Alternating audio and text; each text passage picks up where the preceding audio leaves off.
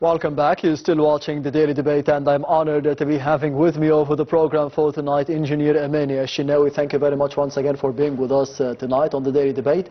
We are focusing today and commemorating and celebrating the International Youth Day on the 12th of August. Before focusing on the Decent Life Initiative or the foundation of the Decent Life, before focusing on the Agile Youth as well, the initiative that is being presented by the foundation of the Decent Life, how do you think the political leadership under President Abdel Fattah al-Sisi has provided help for the youth over the past decade, has provided more assistance, more technology, more infrastructure for the future of the country?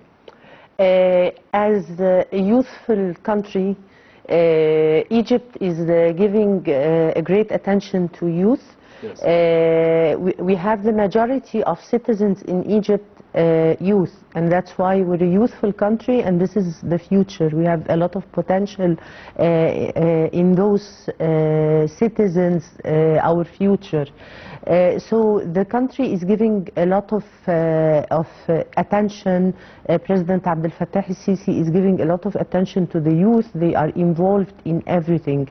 We're going to talk later about the decent life, yes. But if we talk about managing the decent life and people working in field, people working on ground, most of them are youth. They are managing, and this gives them a lot of leadership skills, a lot of power and a lot of knowledge. They are given also a lot of digitalization tools, digital tools that help them to build the future of Egypt. A lot of planning, as a subject. They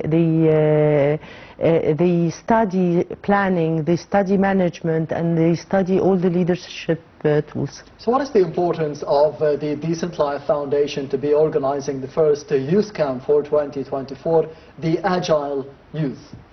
Decent Life is a very brilliant initiative by President Abdel Fattah al-Sisi. It's our presidential initiative that takes care of the country as a whole in a very scientific way. Yes. If you look to Decent Life, it started with the rural areas, Upper Egypt. It started with helping the most needy venues that are really developed. Yes. So as a developing initiative, it helps a lot developing all the country.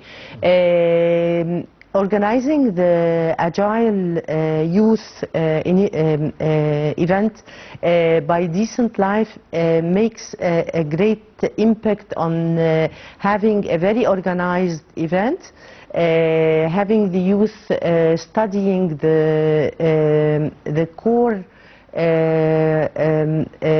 values that they need, and the core that will help them in managing their life and having a better future for Egypt as leaders who can plan and leaders who manage all the events that go on. And of course the subjects that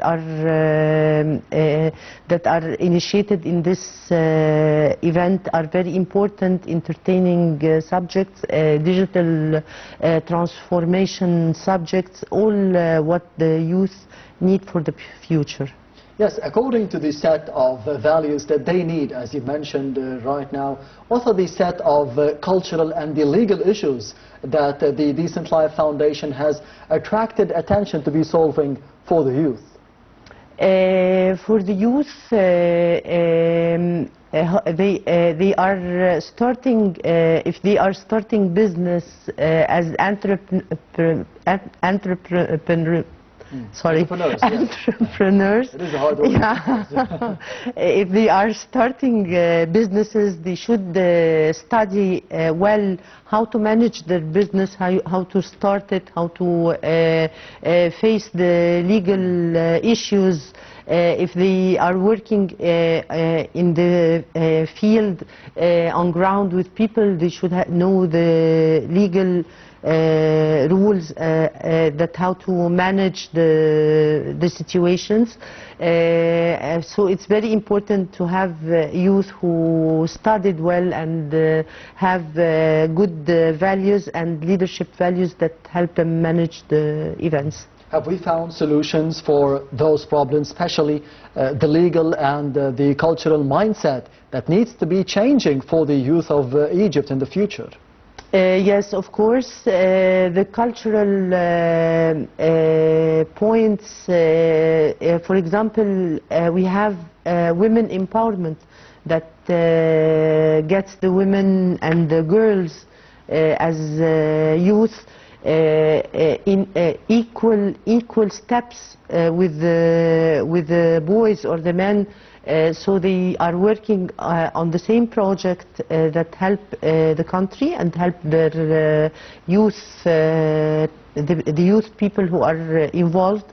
I see that in many villages and in many cities in Egypt, even in Upper Egypt, the women are standing against the men in parallel and working on the same target and working towards the same initiatives.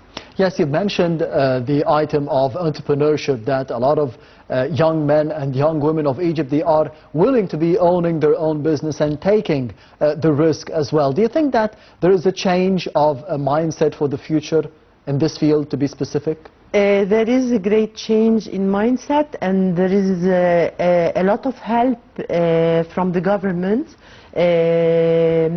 through the incubators that are made to help the entrepreneurs to learn about business, about what they are going to be having for their careers.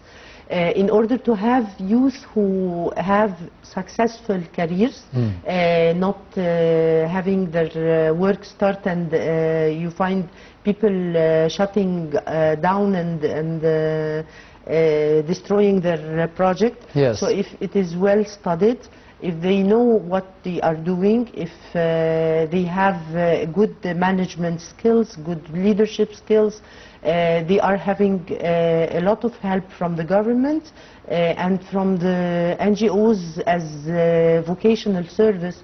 We're always providing vocational service whenever it is needed, because we have people having a lot of vocations that can help people to learn about their fields. Also, the government is having a great initiative of having digital projects for youth who study well and have management skills and go on for digital projects and e-commerce. Yes, you've mentioned the importance of choosing the pathway, choosing the career, especially at the results and on the advent of the results of the high school. Nowadays, the youth at the ages of 17 or 18, they are at a crucial point. They need to be choosing their paths for the rest of their lives, maybe, at least for the upcoming 4 to 5 years, studying at college and what to study and what can this be leading to after ending college. How do you think they should be shaping their decisions, especially at a young age?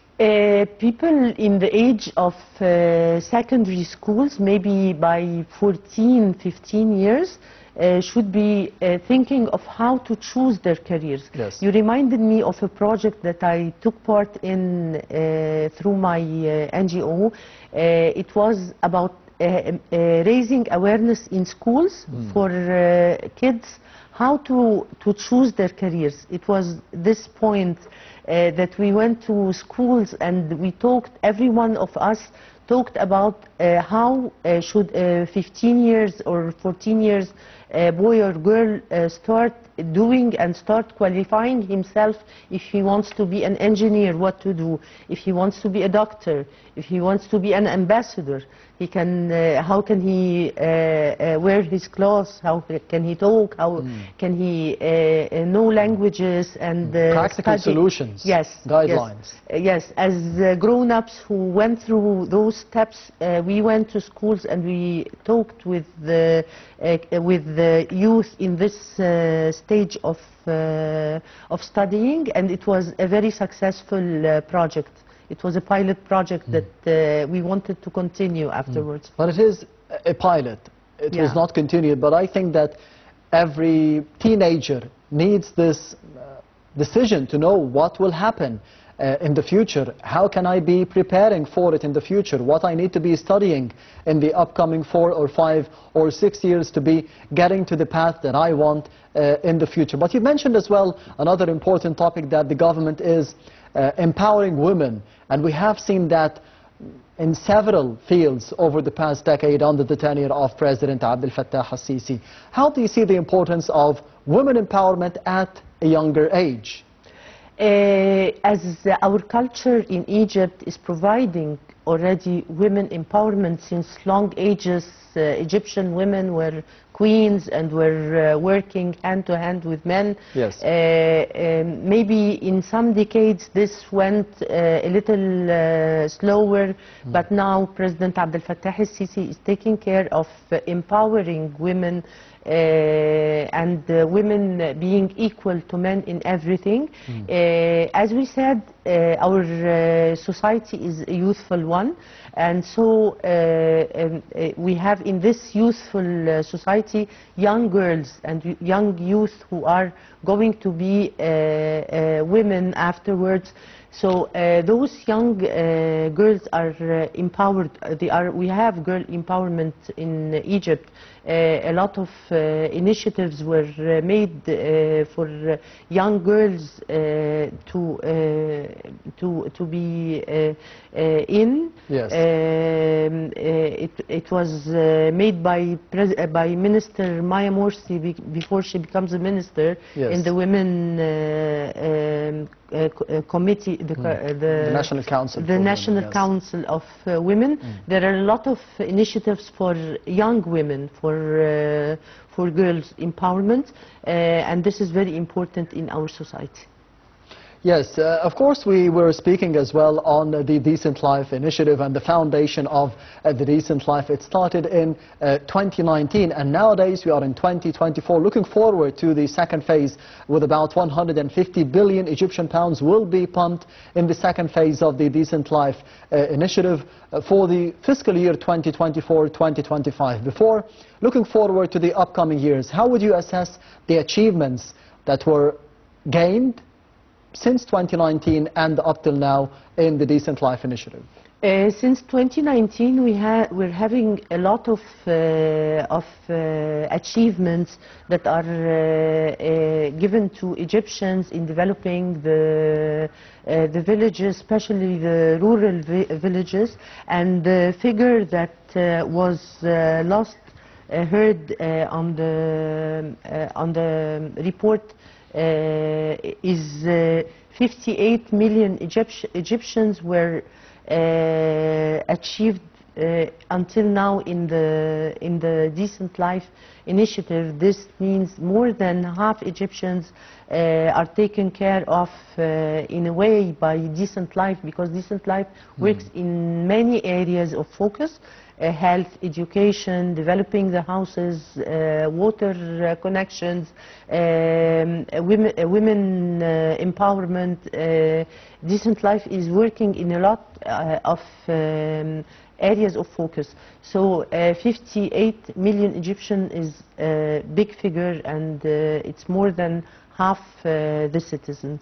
Yes, at least 50 to 60% of the Egyptian citizens will be heading to the other report of the daily debate for tonight, focusing on about 150 billion Egyptian pounds to be pumped in the second phase of the Decent Life initiative, as Engineer Amany Shennawy said that it will be targeting thousands of villages across Egypt with about 58 million citizens as being the target of this initiative. We'll be having more details in the upcoming report. Stay tuned.